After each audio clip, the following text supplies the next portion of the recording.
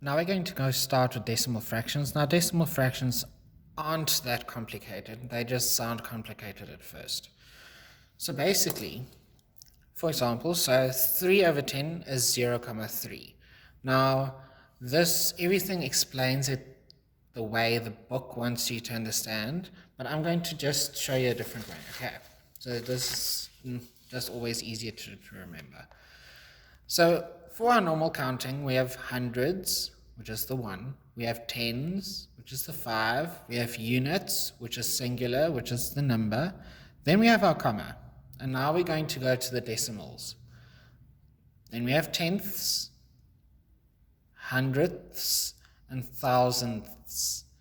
Now, if I were to write these differently, this will be over 10. So it's 3 over 10, right? But it would be 35 over 100. And it'll be 357 over 1,000. So see if you can make the connection. 1 0. So first one. 2 zeros, the first 2. 3 zeros, the first 3. Okay, so it's not that complicated. You'll get the hang of it. So let's look at exercise 2, number 1.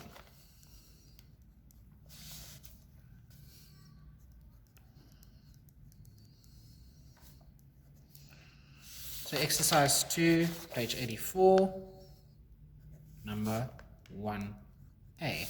So they ask you, write the following decimal fractions as numbers. So 7 tenths. Immediately you're going to think tenths, 2 zeros. So 7 over 10.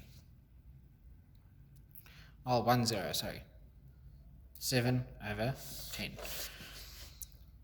Number 2, 5 tenths. You've got that one. Let's do number 8. 8 and 49 hundredths. So this is number 8.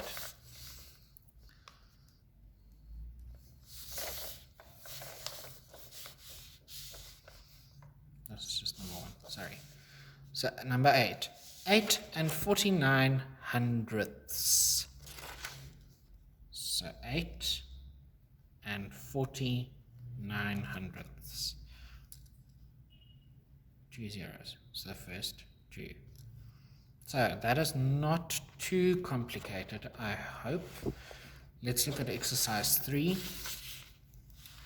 Write the following common fraction as decimal fractions. Now, they're literally just asking you, look at these guys. There's 2 of them. So let's do E, for example. So now, exercise 3E is 87 over 100.